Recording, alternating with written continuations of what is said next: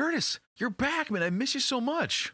I am back. It's great to be here. What do we got? Well, for this episode, Curtis, we are talking to author M.B. Courtenay for his debut espionage thriller, A Spy Inside the Castle, out on December 9th. This one follows reluctant operative Ethan Briar as he seeks out plots, moles in the government. We're going to talk all about the world events that influence the story, working with Grover Gardner for the audiobook version, and so much more.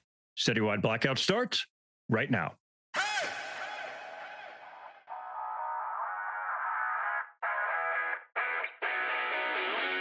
Welcome to Citywide Blackout with your hosts, Max Bowen and Curtis Hughes. With years of experience in journalism, music, and entertainment business, they put their knowledge to work, bringing you the best in-depth, fun, and sometimes outrageously bizarre interviews with authors, musicians, and many other creators from around the world. With the right amount of gusto and a few F-bombs thrown in for emphasis, you're sure to have a good time. So put up your feet, grab a beverage, and let's go. All right, M. I love that we're starting with this one. Actually, this is really fun. The mysterious M from an undisclosed location. Where is he? That's right. What's he going to talk about? What will he expose? Well, his book, actually. So, M, this book, A Spy Inside the Castle, this is your debut novel. And we love talking to first-time writers. So Yes. I like to ask, what got you into writing in the first place? Why don't we just say, I'm going to write a book? Yeah, it was COVID. It was actually COVID, believe it or not. Yep. A lot of people stuck at home. So I was one of them. And it was just one of those things where, actually it's I don't know if this is either embarrassing or, just normal for a guy stuck in COVID, right? But big fan of like PC gaming. And so got into gaming and you play those like civilization type games and things like that. And it kind of like, I was like WhatsApping my friend and I was like telling him because we had nothing to do, right? Like I was telling him what's going on in the game and it was just really interesting to him. So he was like, man, like you should like write this down and put it in a novel or something like that. Anyway, I didn't get into writing that style of things, but I've always been interested in the intelligence community. I've kind of gotten near close to it in certain, parts of my life and things like that. And I just started learning the craft and I got so addicted to it and I really fell in love with writing and I just kept going. And this is my first product that I'm putting out there. I love that gaming was kind of the kickoff point for this because I'm a bit of a gamer myself, mostly on the PlayStation. But yeah, man, I love that gaming kind of brought this thing home for you. Yeah. I like to ask about how your own background, your own like interest kind of fueled the book. Way back when I did my undergrad, it was in, like international and comparative politics. And so I was one of those poli-sci guys. I'm still to this day just infatuated with like geopolitics and things like that. And so I follow the news continually and I keep up with, obviously we live in a world that's got, no shortage of, world events happening at this point in time. But that was really really interested in kind of what's going on behind the scenes, because when I talked to somebody else about this, it was really fast. It's always been really fascinating for me. You can watch X news and I don't want to dig on mainstream news or go that route. But at the end of the day, like there's gotta be like, 5 or 6 other things going on behind the scenes, right? And it's like, gosh, you hear the story, you see it on TV, or you read it in some newspaper or on the internet, and it's just like there's stuff going on, and I'm fascinated by that, absolutely fascinated. So that kind of stirred the pot, got me going into, gosh, I've studied this before, I know about it, I can kind of put the pieces together, and it's kind of creative juice for me to kind of create those novels. And so I thought the espionage genre was a great place for me to go. And I've read some of the stuff in there. And I think, I'm happy to kind of put my mark on it, right? Yeah, definitely. How about current events? Like, because this is an espionage thriller. So did like what's going on in the world kind of give you ideas for like, oh, this could be a scene, this could be a character? I think there's probably 2 parts to this, right? I think the first part is probably the technology piece. So in my novel, it deals with kind of an issue that's been in the intelligence community for forever, really. which is so much data is coming out of the field, right? You have your officers and your assets in the field that are collecting all this data, and you kind of generate your, kind of needle in the haystack, separate the wheat from the chaff problem. You got all this data coming in. In the novel, it kind of talks about a quantum supercomputer that's designed to basically funnel all this, open source intelligence, SIGINT, human, all in one place, and then kind of chat GPT it or whatever. And that's part of it. So that one's a big aspect to it. And you kind of think about it and you're like, gosh, there's some DARPA project somewhere right now that's probably doing exactly what this is. So I wouldn't term the book sci-fi. I don't want to go in that route, and I haven't with the debut, and I don't think I'm going to go there with the series. But I do think that there's near-term stuff that's probably being experimented or kind of worked out right now. So that was one. I think the other one is, these prolonged conflicts that are kind of the new Cold War, and it just opens up so much of what's going on. So a lot of my book actually deals with the conflict that's going on in Eastern Europe right now. It actually comes up in the book in a fictional way. So that inspired a lot of it. And I think what a lot of people don't know, when Russia took Crimea in 2014, way back when, that was like 9 years ago now, right? The US did make a conscious effort to begin training and funding covertly the Ukrainians and a lot of what's going on in Eastern Europe. And I don't want to get too political about it because I'm not really a political guy. Neither is the book, by the way. But I think what premise that I'm going off of is, what if nobody listened to that call, that warning signal back in 2014? What if the US didn't fund and didn't support in preparation for what was to come? And obviously, hindsight 2020, we know what happens. So that's kind of the genesis of the book. You can see how marrying up the quantum supercomputer, perhaps predicting that way back when, and nobody listening to a crazy, wacky supercomputer, and then that coming true, you can see where kind of the book is going. I love the fact that we're still talking about COVID 5 years later, and how much COVID has changed everybody's lives, and how they push people into new directions or new creative ideas and whatnot. So I just find that fascinating. We just can't get away from it, for better or for worse.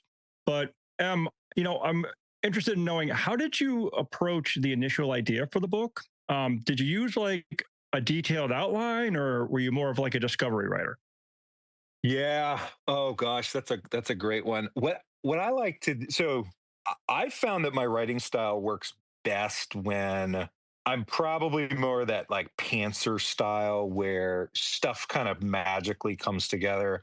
I don't see myself as an outline guy. I kind of have that creative track to go on, and I think that's the fun of it. I will say what's Mhm. heavily influenced by it is I read a ton. So foreign affairs and Financial Times and like all this stuff is really great material, right? Like, and I think whether you're writing about romance or fantasy or espionage, I think really loving your source material, at least for me, is a critical thing for anybody who wants to get into this and start writing. It just makes all the difference in the world. And it was kind of one of those things where I was writing the book and it's like, it's not work for me. It's like, I do this anyway. I'm reading every foreign affairs, that comes out. And so I just, love to take that and kind of stretch it and put in a little bit of that alternative history and a little bit of, fantasy element, not fantasy elements, but just kind of stretch it in my own way and kind of call out the what ifs this happened and where would it take the trajectory of history and things like that. What was the writing schedule like? How did you find the time to write? Did you take exclusively like long breaks, or were you just like a writing machine, just like several hours a day, every day? I write in massive bursts. It's kind of funny because I usually listen to music. I'm into some kind of strange ambient stuff, and it's really and then I'm kind of reading a news article or something, and I listen to a song, and I just get the juices going. Usually, it happens late at night. So you got two daughters, right? So they got to go to bed first, and then you hit it. And for me, it's late night. It's after I've had time to kind of sift through my thoughts about I'm always on my phone, I've got OneNote open all times, and I'm just jotting down. I read something in the news, like, wow, that's really interesting. That could tie in here, and I write on these little phrases and sentences. And at the end of the day, or pick a day of the week, I'm typically sifting through them, and I kind of you know be creative with it at night, and just start kind of drafting things about characters and things. And I wouldn't say I write every day. I know people are like, yeah, you got to have that discipline and really sit down and write every day. I think that works for a lot of people. For me, I mean, look, if you're gonna do writing, you got to be disciplined, otherwise that book's never coming out, right? But it's something that if I feel in the moment like, oh, this is gonna be a writing night, I got so much in my head right now, I got to get this out. I love those moments, and I can just supercharge and just start cranking out words and paragraphs and things for a good 90 minutes. And then, the brain kind of needs a cool down at like midnight or 1 o'clock. Cool, cool. I want to know what you listen to. Like, what are some of the artists you listen to kind of get you into that writing mode? Probably nothing mainstream, but Picture Plane is up there for me. If you've ever heard of them, Yes. you've heard of Picture Yep. Plane? Okay. Yep. Yeah. Oh gosh. I don't know what it is, man. I do not know what it is. That guy, his tracks, his voice, unbelievable. I think there's a lot, like you go on iTunes and you can kind of get connected to what you're listening to, and the what you're choosing to listen to, and it obviously recommends things to you, but always end up getting recommended Picture Plane songs, and it's just something that just, I don't know, the mix of his voice and the track. It really does it for me. Yeah. When I'm working, I can't always listen to something with lyrics because I'll get so focused on the Sure. lyrics, I forget what the hell I'm working on. So for Yep. me, it's a lot of like coffee shop music, light jazz, stuff like that. Stuff that can Okay. be in the background to get my brain going, but not be a massive distraction. So it's kind of that like fine line. But let us talk about characters. So your main character, Ethan Briar, described as a reluctant intelligence operative, which I loved reading that. I thought, yeah, perfect. Mhm. How was this guy made, and how did he kind of stumble into this government plot that he finds himself in? Yeah, Ethan's I love Ethan because I like the word reluctant. I think that's a great use of it. He's in private intelligence, so he's not foreign to, he's ex-foreign service. He's with the government. He jumped out of that. He was tired of the government stuff, and he got into private intelligence. But he's doing a lot of analytical stuff, right? So he's not, out in the field. He's not putting himself in danger and things like that. So it's more like a consulting gig. But I think with Ethan, he's kind of that middle-aged guy where it's like, hey, when's it going to be my turn? I'm not one of these like northeastern Brahmins, these blue bloods, coming out of Harvard and Yale and stuff like that. And he's kind of envious of the class above him and the people who are the senior leaders of his outfit called Sovereign, by the way, Sovereign Private Intelligence. He thinks he knows that he wants power, right? And he wants to be the guy calling the shots. And it's, kind of that whole thing of when it's going to be my turn and things like that. So I do think this talks to a lot of what millennials are going through right now, in terms of, hey, we're middle management right now. When are we going to get into this? When are we going to crack through? So I really wrote the book for those folks, obviously myself included here. But I would say that he discovers a world that's a lot darker than he thought, and Hmm. I think that is where I love this book, and I loved writing it in kind of his initial book naivety about what power is, what it entails, the hard choices that need to be made as you move up, and really, I think the book is designed, and I'm not digging on any other publications and things like that, but good and bad is very ambiguous, right? It's very ambiguous in my book, and I think I love that about it because it really makes the reader question, and it brings a little bit of a philosophical cerebral element to the thriller. And that's exactly where I wanted it to go. So he's challenged. He's kind of brought into this world, whether he likes it or not, reluctantly. I think you'll find at the end of Act One that the let's call it the agency has a very gray concept of blackmail. Let's say. So he's kind of faced with a difficult choice, and I think it's not much of a choice at all, and he finds himself really face to face with the nitty gritty of the intelligence world. So And I like that he is not, from what I'm hearing or from what you're saying, he's not a massively capable person. Like, this is not some like 20-year spec op shooter who can, take any situation, doesn't matter what, and he will always win. He sounds like the nerdy like accountant from like down the hall. How does Ethan handle this? I wanted him. I wanted, because look, there's a lot on the market that's like, hey, Jack, we need your help. And it's like, Exactly. okay, hey, Yeah. that's, look, I think that trope is fantastic. I wouldn't say, I would say that's not the audience I'm going for. I think what I wanted to bring to the genre and kind of, I'd say maybe in a way elevate it into a different, unique space, right? Is where you have a person where it's like, gosh, like could that literally could happen to me, right? Like I could find myself and caught up in something I get wrapped into and things like this. And so I think in a way Ethan's very relatable, and I wanted him to be that way. I also wanted him to come out of book one kind of at a starting point, and I think act one in the book is all about Ethan's starting point. And when you get to act two, it really opens up new locations. Everything is very explained. It's a little bit more on the complex side, and I've had feedback saying as much, but it does tie together. And it's something that my developmental editor had kind of talked to me and say, hey, I love your close. Well done on the act three, and everything came together. But he does definitely, there is a plan for him to progress in terms of his abilities in a series, and so obviously planning future novels with Ethan.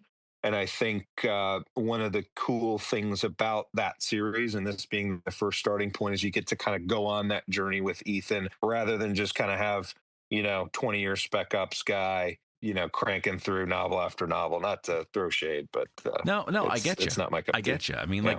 like you want your character to be challenged, and some writers, even with the character who's like the 20-year vet, handles everything, they get challenged in the right way. But I do kind of like the more like everyman approach, because you can see, hey, that be that like that's me in a situation. But since you brought it up, I do want to ask about future books. So we're gonna see more books with Ethan. I love to hear that, because I love to hear that your writing's gonna keep on going. Any insight into what he's going to deal with? I have started book two. Where I'd like book two to go is Ethan takes where he's in the beginning in book one, he's not, let's say he's not part of it. He gets thrown in reluctantly in book one, and he sees how dark this world is, right? And he's faced with some choices and the challenge, right? And you get to grow with Ethan, and you get to experience it with Ethan. I think for book two, Ethan, I want him to be more, be less reactive, right? Like he's going to be a lot more proactive, and so as he goes with a little bit more assertiveness and confidence, he may try to go a little bit more solo.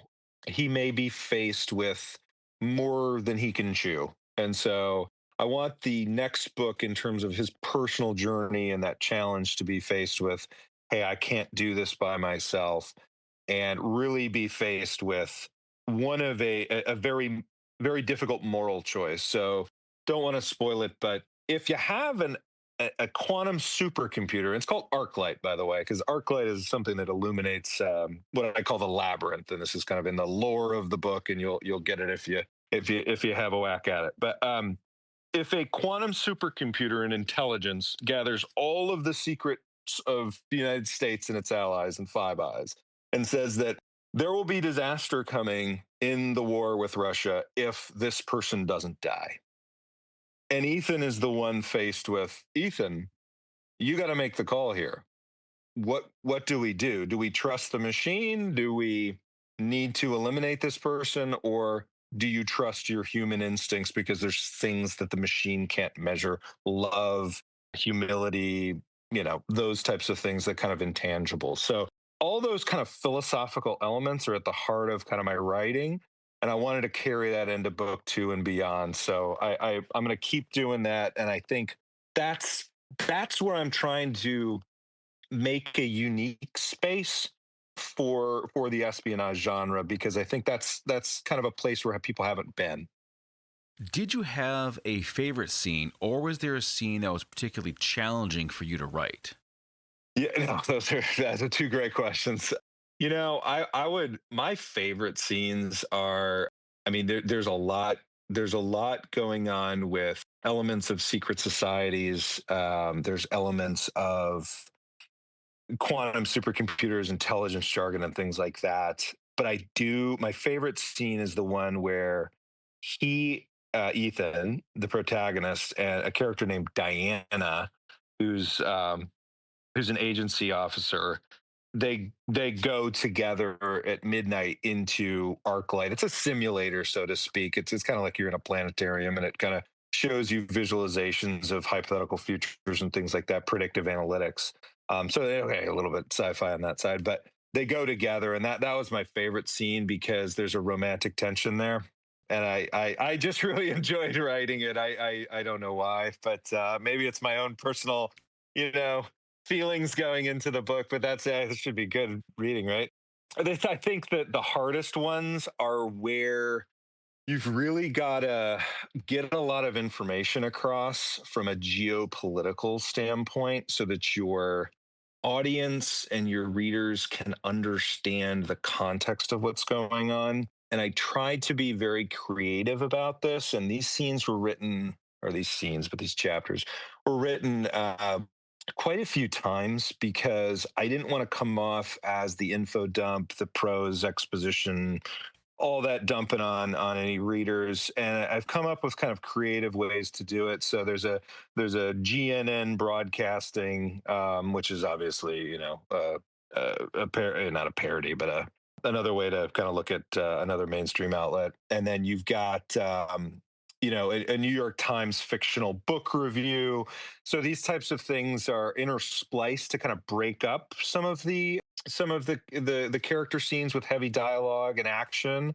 So you'll see these interspliced, and I think it's a good way to handle some of the information that I need to get across. But those were a little bit more challenging to write because you got to try to keep it at its minimum, not because the pacing is super important. Did you have any moments during the writing process where you kind of had like a writer's block or some sort of like almost impasse type of moment where you couldn't quite figure out how to get around or deal with the dilemma there with the writing? I don't have those. I've heard about them. I've watched. Everybody's watched the YouTube videos about I got writer's block. How do I overcome this? I'm sitting with a blank screen. The way I write, I'll write scenes. I know I want this scene, man. Like I want to have Diana and Ethan at this place, and I want them talking about this, and I want tension here, and I'll write the scene, and then there's like 30 scenes like that, or 30 scenes that I've written just based on a whim. I don't know where they fit. Maybe six of them fit, and those six make it, and I'll fit them into the story. Because remember, like I don't do a lot of outlining. I'm kind of like the pantser style, so I like to have the creativity flowing that way. But I would say the writer's block, if you could call it, would be I'd rephrase it as the editor's block because man, as I was writing you write a spy thriller. I know that there's really attentive and very, enthusiastic, let's say, readers of spy fiction. And I wanted to make sure that every hole, like there's no holes here. I'm not saying it, I'm not giving this away. I'm not contradicting myself here. Everything is really tight. And so that process was probably the most difficult because you feel like you got your final draft and then you read through it and you're like, I don't want to confuse. I want to make sure it's super tight. And then you're tightening and then you're watching for this. And you need help with a developmental editor. You need help with, proofreader and all these things. Friends, beta readers, family members, they help me a lot. Just making sure that like, how did he know about that? Like, did anyone tell him? And it's like, oh shit. Yeah, I got to go back and fill that hole. So that was probably the area where Oh, that was the most grunt work. That editing is it took longer to edit than to write, to be honest with you.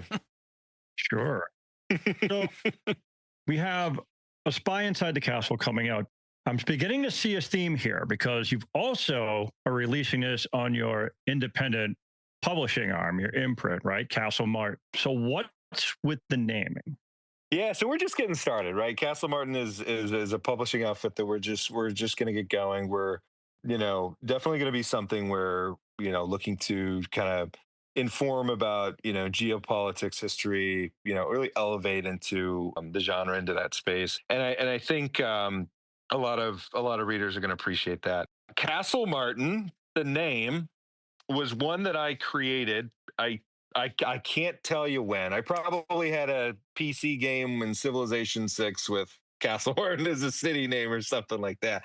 I wanted to name it after the place in the novel where it's an agency black site, fictional, obviously, on the Isle of Skye in Scotland, tucked away, and that's actually where ArcLight, the supercomputer, resides.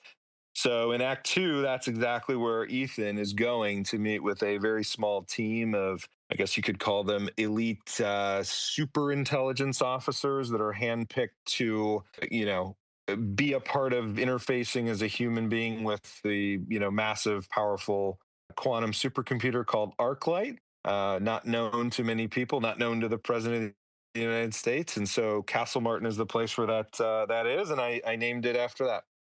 Was that always the plan, though, to put your book out on your own imprint, or did you just kind of shop it around first to like other publishers? You just beat me to that question, Max. Ha! Thanks. That's why I'm in charge, Curtis. That's why I'm in charge. Yeah, I think it's up to probably over 100 YouTube videos you watch about do I self-publish or do I go the traditional route? Mm-hmm. For me, I mean, as I start out, look, it was not really a hard choice for me. I wanted to, maintain creative liberties. I wanted to leverage really all the resources that are available to so many people to get into this. The barriers are so low. There's so much you can do with, gig workers and, cover design. I mean, when you sign for a publishing, you query and you get an agent, and then you get into it, and then you get your offer. It's a long time before that book's published, as your listeners know. That book is sold to them, so the cover design is not yours anymore. I didn't want that, so for me, it was a straightforward and easy decision. Yeah. Well, plus, you get to be your own boss. So that ain't too bad either, right? You don't have to worry about the publisher calling because you are the publisher too.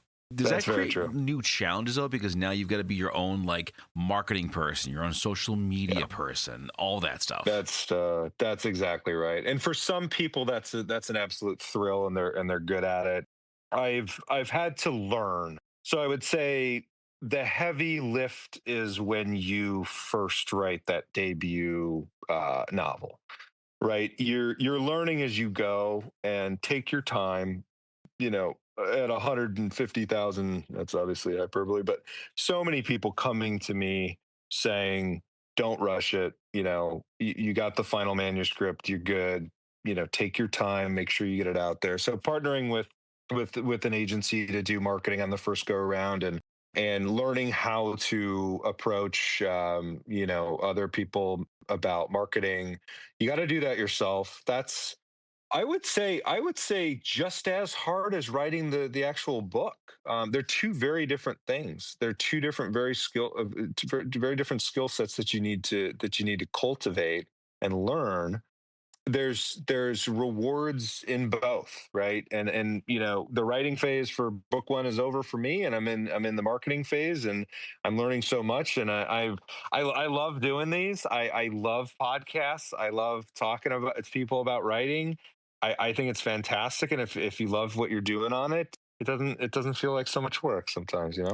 Well, folks, we are coming down to the end of this conversation, but a few more questions remain. So, I imagine there's some listeners out there who have their own ideas for their first debut book. What's your advice for getting their stuff out there, getting it out there and published? A great question. I would go back to the decision between self-publishing and traditional publishing. I do think that starting out in self-publishing will teach you a lot because a lot of the stuff you're going to have to do yourself. And I would encourage people to go on that journey by themselves, not just saying that I did it and so I recommend it for everybody. I'm saying this as, you said it, you're your own boss, you're running your own outfit. And so if you want to, there's plenty of people that are help, plenty of places you can go to for editors, copy editors, proofreaders, all that jazz. But I would say find source material that you absolutely love. Like I said, if you like romance, write about romance, man. If you're into sci-fi that's you just love sci-fi, is whatever books you read, right? Like I read some spy thrillers, but I read more periodicals of international relations and obscure YouTube accounts that, no one's ever heard of talking about troop movements and, whatever. That kind of stuff, it's going to come through in your book, right? Like Hmm. the readers pick up on that, man. Like my advice was just love your source material and make sure it comes through so that you can share that with everybody else. One of the more important aspects of writing is constructive criticism, peer review, feedback, and that whole process. While you were going through the writing process, at any point, were you nervous about showing your work to others or getting that constructive criticism? And if so, how did you overcome it? Oh yeah, terrified. No, it's funny. I'll be honest. Like when you put it out there, I mean, it's for everybody to see, and it can be it can be quite terrifying, to be honest with you, for an average person. I think your control stops when it's published, right? Like you've controlled everything all this time, and now it's in the public domain. And so, it's out there for anybody to comment on and things like that. And I've had some ARC readers, I've had reviews come back. Most of them have been really positive. A lot of people got the plot. They recapped it in their reviews, and I think that's fantastic. There's some critical reviews too, right? Like there's a couple of them that I read them too. It's like it's a little bit too complex, and these types of things. I remember when I was doing I hired a developmental editor. She's out of New York, and I actually named her. I renamed there's a fake book review or book synopsis on a secret society called Primrose in the novel, and I put her as the author. It's not a real name, but it's very close to what her name is. So hopefully she finds it and she's listening one day. But she told me she like the first time I ever got developmental feedback, she gave me in a Word document. It says first thing that came up, first sentence was, "I hate your prologue. Take it out." Your Oh, prologue sucks. I wow. was like, holy Ouch. shit. Yeah, I was like, holy crow, man. So I was okay. Then everything got pretty good. Like she's Yeah. like, okay, hey, this character is pretty good. The ending, well done, And there was some other cool stuff she totally helped me with. But she was very blunt about it. I will tell you, as someone who wants to get in and write a book and be an author, listen to that feedback. If someone's brave enough, and maybe there's some internet comments as people just don't get it, or just want to take somebody down, that's fine. But if you have a trusted friend who's kind enough and courageous enough to give you some pretty direct feedback, listen to it. you know Listen to it and see if you can improve on it. And I think part of what has helped me in my writing process is being humble to take that feedback and say, you know what, think you're right. It Yeah. doesn't work there, Yeah. You, And so that's helped me a lot. Yeah. yeah. You really can't be married to the book. You got to be willing to lose stuff because I think I think the famous line is you have to be able to kill your darlings because That's right. I mean, Yeah. yeah, there are going to be scenes where you're going to have to put your foot down and say, no, this is critical to me for whatever reason. It has to Yeah. stay. But you can't be that with everything because you're not Yeah. going to, like, your editor's going to be like, well, why the crap am I even here then? That is so true. I think probably outside of finding time and the disciplined routine to write on a regular basis, writing itself The second place I would give to is the courage of spending a week researching some ridiculously arcane topic and maybe even spending some money to research it and then having to be like, gosh, this just doesn't work. Yeah, And I've got to take this out. And it exactly. goes back in OneNote. It doesn't mean it can't work anywhere.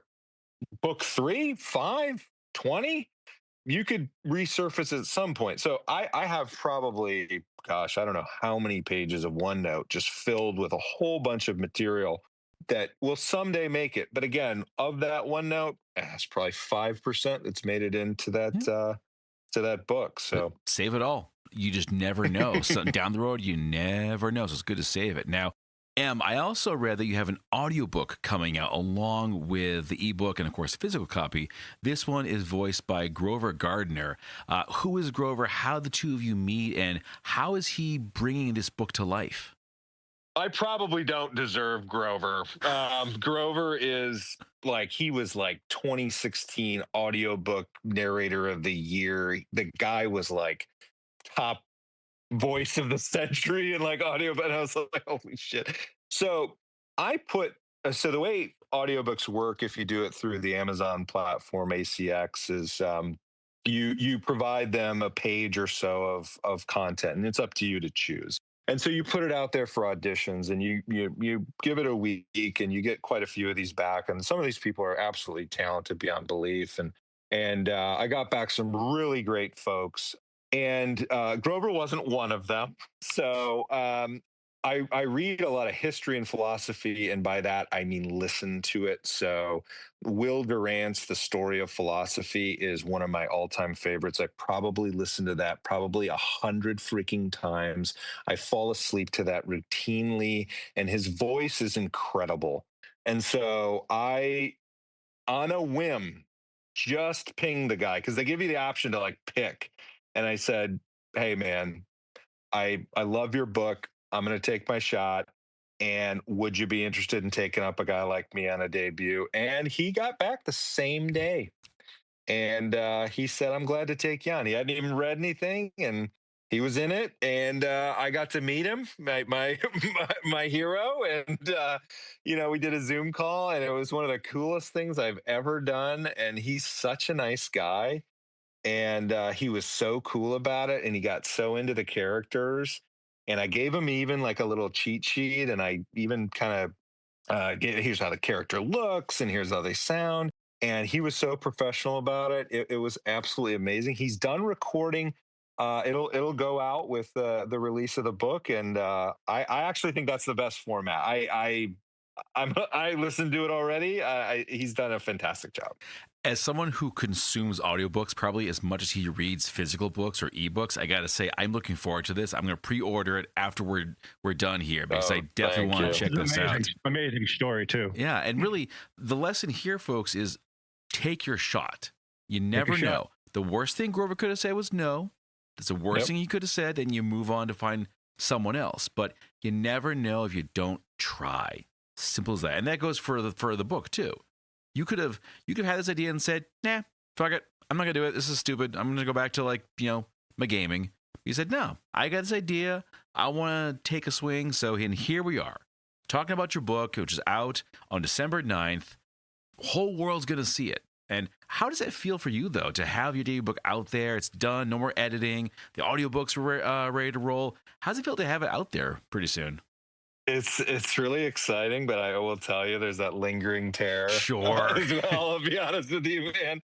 There's a lot. There's some media's going out on the date, and I can't wait. I'll probably be a nervous wreck on the day of release, and I really, sales aside, which is like, yeah, whatever, man. I really want to hear what people think about it, because I think it's important for debut authors, and obviously I'm about to be one here. The feedback coming back to get the, I want to say confidence, but just the energy of getting back into book 2. I know that I'm going to get some reviews back that are going to be high, mid, low. That's great. I think what I want to see is, what did you like about it? What can I, and that'll get me going and I will probably just crank out some good draft writing after that. But yeah, it's thrilling. It is absolutely thrilling. And I'll tell you, like, just kind of going through and doing a little bit of research around, it's like half of Americans at one day, if you ask them, yeah, I want to write a book one day. Okay, well, have you written anything? Half of those people say, yes, I've written something. As you funnel that down, I mean, that just gets so slim. And have you finished? Have you edited? Have you marketed properly? Have you listed? Did you get a good cover? The list gets smaller and smaller. What genre are you? You can do your kind of market research there and things like that. And I got to tell you, learning how to move down that funnel properly is a journey. It's a lot of hard work, but December 9th is my day to kind of enjoy the fruits of my labor on that one, right? Yeah, yeah, So, man. You're like, super excited. Kick back with a good drink, relax with with your music and just enjoy, simple as that. Yeah. Well, we're coming down to the end, man. We're at the end of this episode. I want to thank you for joining us. It's been an absolute pleasure to check out the book, to learn more about it. And of course, folks, as we mentioned, December 9th, A Spy Inside the Castle. Definitely check this out. And since we told you everything, here's where you go for everything. You go to mbcourtenay.com, COURTENAY.com. Everything is there. Get your copy. And I'm certainly looking forward to the next conversation with you. Yeah, no, guys, it's been a pleasure. Absolute blast. Thank you for having me on. Thanks for listening to this episode, and please subscribe, rate, and review us on your favorite podcast platform. It ensures you never miss an episode and helps our ranking, allowing others to discover the podcast more easily. If you really liked it, please share it with a friend and join our Citywide Blackout Facebook community, along with following us on Instagram at CitywideMax and at Citywide Interviews. I'm your host, Max Bowen. And I'm Curtis Hughes. And we'll see you all next time.